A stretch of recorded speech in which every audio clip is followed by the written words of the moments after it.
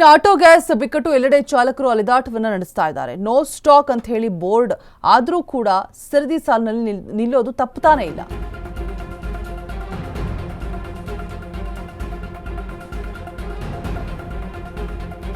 No stock ಅಂತ ಹೇಳ್ಬಿಟ್ಟು board ಹಾಕಿದ್ರು ಕೂಡ ಸರದಿ ಸಾಲಿನಲ್ಲಿ ನಿಲ್ತಾ ಇದ್ದಾರೆ. ಜೆಸಿ ರಸ್ತೆಯ ಗ್ಯಾಸ್ ಬಂಕ್ ಬಳಿ 500ಕ್ಕೂ ಹೆಚ್ಚು ಆಟೋ ಕ್ಯೂ ನಿಂತಿರುವಂಥದ್ದು. ಖಾಸಗಿ ಬಂಕ್ಗಳಲ್ಲಿ ಪ್ರತಿ ಕೆಜಿಗೆ 90 ರಿಂದ 120. ಆದರೂ ಕೂಡ ಒಂದು ಸಿಲಿಂಡರ್ಗಾಗಿ 4 ರಿಂದ 5 ಗಂಟೆ ವೇಟಿಂಗ್ ಮಾಡ್ತಾ ಇದ್ದಾರೆ. ಕಾಲು ನೋವಿದ್ರೂ ಕೂಡ ಗ್ಯಾಸ್ಗಾಗಿ ಸರದಿ ಸಾಲಿನಲ್ಲಿ ಕಾಯುವಂತಹ ಪರಿಸ್ಥಿತಿ. ನಾವೆಲ್ಲರೂ ಬೆಳಗ್ಗೆ 6 ರಿಂದಲೇ ಗ್ಯಾಸ್ಗಾಗಿ ಕಾಯ್ತಾ ಇದ್ದೀವಿ ಅಂತ ಹೇಳ್ತಿದ್ದಾರೆ ಜನರು.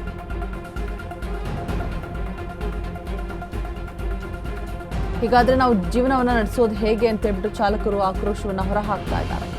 ಸರ್ಕಾರದ ವಿರುದ್ಧ ಆಟೋ ಚಾಲಕ ನವಾಜ್ ಆಕ್ರೋಶವನ್ನ ವ್ಯಕ್ತಪಡಿಸ್ತಾ ಇರುವಂಥದ್ದು. ನೋ ಸ್ಟಾಕ್ ಅಂತ ಹೇಳ್ಬಿಟ್ಟು ಬೋರ್ಡ್ ಇದ್ರೂ ಕೂಡ ಆಟೋಗಳ ಸರದಿ ನಿಲ್ತಾ ಇದೆ. ಜೆಸಿ ರಸ್ತೆಯ ಗ್ಯಾಸ್ ಬಂಕ್ ಬಳಿ 500ಕ್ಕೂ ಹೆಚ್ಚು ಆಟೋ ಕ್ಯೂ ನಿಂತಿದೆ. ಖಾಸಗಿ ಬಂಕ್ಗಳಲ್ಲಿ ಪ್ರತಿ ಕೆಜಿಗೆ 90 ರಿಂದ 120 ರೂಪಾಯಿ ವಸೂಲಿ. ಆದರೂ ಕೂಡ ಒಂದು ಸಿಲಿಂಡರ್ಗಾಗಿ 4 ರಿಂದ 5 ಗಂಟೆ ವೇಟಿಂಗ್ ಮಾಡ್ತಾ ಇದ್ದಾರೆ. ಕಾಲು ನೋವಿದ್ರೂ ಕೂಡ ಗ್ಯಾಸ್ಗಾಗಿ ಸರದಿ ಸಾಲಿನಲ್ಲಿ ನಿಲ್ಲುವಂತಹ ಸ್ಥಿತಿ ಉಂಟಾಗಿದೆ. ನಾವೆಲ್ಲರೂ ಕೂಡ ಬೆಳಗ್ಗೆ 6 ರಿಂದಲೇ ಗ್ಯಾಸ್ಗಾಗಿ ಕಾಯ್ತಾ ಇದ್ದೀವಿ ಅಂತ ಹೇಳ್ತಿದ್ದಾರೆ. LPG ಸಿಗದೆ ಆಟೋಗಳನ್ನು ತಳ್ಕೊಂಡು ಹೋಗ್ತಾ ಇದ್ದೀವಿ. ಹೀಗಾದ್ರೆ ನಾವು ಜೀವನ ನಡೆಸೋದು ಹೇಗೆ ಅಂತ ಹೇಳ್ಬಿಟ್ಟು ಚಾಲಕರು ಆಕ್ರೋಶ ಹೊರಹಾಕ್ತಿದ್ದಾರೆ.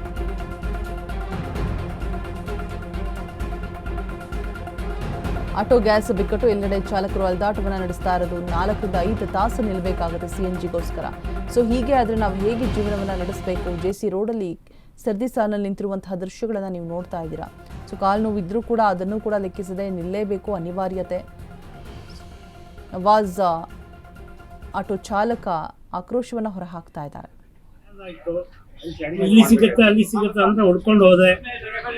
ಕೋರ್ಮಂಗ್ಲವರೆಗೂ ಹೋದೆ. ಕೋರ್ಮಂಗ್ಲಾದಿಗೆ ಇನ್ನು 2 ಕಿಲೋಮೀಟರ್ ಸಂಜಾನ್ಸಿಂದ 2 ಕಿಲೋಮೀಟರ್ ಹಿಂದೆ ಗ್ಯಾಸ್ ಕ್ಲೋಸ್ ಆಯಿತು. ಗ್ಯಾಸ್ ಕ್ಲೋಸ್ ಆದಮೇಲೆ ಗಾಡಿ ತಳ್ಕೊಂಡು ಹೋದೆ. 2 ಅವರ್ ಬಿಸಿಲಲ್ಲಿ ತಳ್ಕೊಂಡು ಹೋದೆ. ತಳ್ಕೊಂಡು ಬಂದರೆ ಚಪ್ಪಲಿ ಕಿತ್ತೋಯ್ತು. ಚಪ್ಪಲಿ ಕಿತ್ತೋದ್ಮೇಲೆ ನಡ್ಕೊಂಡು ಹೋದೆಲ್ಲ ಎಲ್ಲ ಕಾಲೆಲ್ಲ ಬಬಲ್ಸ್ ಬಂದ್ಬಿಟ್ಟಿದೆ.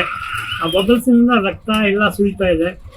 ನನಗೆ ತಿರ್ಗಾ ಗ್ಯಾಸ್ ಆದರೆ ಹಾಸ್ಪಿಟ್ಲಿಗೆ ಇಲ್ಲ, ಹಾಸ್ಪಿಟ್ಲಿಗೆ ಹೋದರೆ ಗ್ಯಾಸ್ ಇಲ್ಲ, ಆ ಥರ ಆಗಿಬಿಟ್ಟಿದೆ. ಅದರಿಂದ 2 ದಿವಸದಿಂದ ನಾನು ಮನೆಗೆ ಇದ್ದೆ. ಇವತ್ತು ಗ್ಯಾಸ್ ಹಾಕ್ತಾ ಇದ್ದಾರೆ ಅಂತ ಗಾಡಿ ತೊಗೊಂಡು ಬಂದಿದ್ದೀನಿ. ಇವಾಗ ಗ್ಯಾಸ್ ಹಾಕಿಬಿಟ್ರೆ ಹಾಸ್ಪಿಟ್ಲಿಗೆ ದುಡ್ಡಿಲ್ಲ. ಆ ಥರ ಪರಿಸ್ಥಿತಿ. ಒಂದು ದಿವಸ ಗ್ಯಾಸ್ ಹಾಕಬೇಕು, ಒಂದು ದಿವಸ ಗಾಡಿ ಓಡಿಸ್ಬೇಕು. ಒಂದು ದಿವಸ 500 ರೂಪಾಯಿದು ಗ್ಯಾಸ್ ಹಾಕ್ಕೊಂಡು ಹೋದರೆ 1000 ರೂಪಾಯಿ ಸಿಗ್ಬೋದು. 1000 ರೂಪಾಯಿದಲ್ಲಿ 500 ರೂಪಾಯಿ ಗ್ಯಾಸ್ ಹೋದರೆ 500 ರೂಪಾಯಿ ಸಿಗುತ್ತೆ. 500 ರೂಪಾಯಿದಲ್ಲಿ ಏನು ಸಿಗುತ್ತೆ ಸರ್? ಬಾಡಿಗೆ ಕಲೆಕ್ಷನ್ ಹೋಗ್ಬೇಕು, ಗಾಡಿ ಕಲೆಕ್ಷನ್ ಕೊಡಬೇಕು, ನಮ್ದು ಟೀ ಕಾಫಿ ಹೋಗುತ್ತೆ, ಏನು ಸಿಗಲ್ಲ. ಮನೆಗೆ ಏನು ಕೊಡೋಕ್ಕಾಗಲ್ಲ. ಯಾರು ನೋಡ್ತಾರೆ ಸರ್? ಯಾರು ಸರ್ಕಾರ ಇಲ್ಲ, ಯಾರು ಅವ್ರವ್ರದ್ದು ಎಲ್ಲ ನೋಡ್ಕೊಳ್ತಾರೆ. ಇವಾಗ ಎಲ್ಲ ಕ್ಯೂದಲ್ಲಿ ಇದ್ದಾರಲ್ಲ, ಅವರು ಸರ್ಕಾರ ಬಂದು ಏನಾರ ಒಂದು ಹೆಲ್ಪ್ ಮಾಡಬೇಕು. ಅವ್ರು ಏನಿಲ್ಲ, ಅವ್ರ ಮನೆಯಲ್ಲಿ ಅವ್ರು ಚೆನ್ನಾಗಿದ್ದಾರೆ. ಅವ್ರಿಗೇನು ಪರಿಸ್ಥಿತಿ ಗೊತ್ತಾಗಲ್ಲ. ಆಟೋದವ್ರದ್ದು ಏನು ಪರಿಸ್ಥಿತಿ ನೋಡ್ತಾ ಇದ್ದಾರಾ? ಏನು ನೋಡಲ್ಲ. ಅವ್ರ ಮನೆಗೆ ಅವರೆಲ್ಲ ಚೆನ್ನಾಗಿದ್ದಾರೆ. ಈ MLA MP ಎಲ್ಲ ಅವ್ರವ್ರು ನೋಡ್ಕೊತಾವ್ರೆ. ಈ ಥರ ಬೆಂಗಳೂರೊಳಗೆ ಈ ಥರ ತೊಂದರೆ ಇದೆ. ಯಾರನ್ನ ಬಂದು ಕೇಳ್ತಾ ಇದ್ದಾರ? ಯಾರು ಕೇಳಲ್ಲ. ಓಟ್ ಎಲೆಕ್ಷನ್ ಬಂದಮೇಲೆ ಎಲ್ಲ ಬರ್ತಾರೆ, ನಮಸ್ಕಾರ ಸರ್ ನಮಸ್ಕಾರ ಸರ್ ಅಂತ ಕೈ ಮುಗಿತಾರೆ. ಎಲೆಕ್ಷನ್ ಆದಮೇಲೆ ಎಲ್ಲ ಅಷ್ಟೇ ಕೈ ಕೊಟ್ಬಿಡ್ತಾರೆ. ಇವಾಗ ಆಟೋದವ್ರು ಎಲ್ಲಿ ಹೋಗ್ಬೇಕು? ಬಡವರು ಆಟೋವರು, ಯಾರು ಶ್ರೀಮಂತವ್ರು ಯಾರಿಲ್ಲ. ಆಟೋದವರು ಎಲ್ಲ ಇರೋದು ಬಡವರೇ. ಇವ್ರಿಗೆ ಹೆಲ್ಪ್ ಮಾಡಲಿಲ್ಲ ಅಂದರೆ ಹೇಗೆ? ಯಾರು MLA ಇದ್ದಾರೆ ಏನು?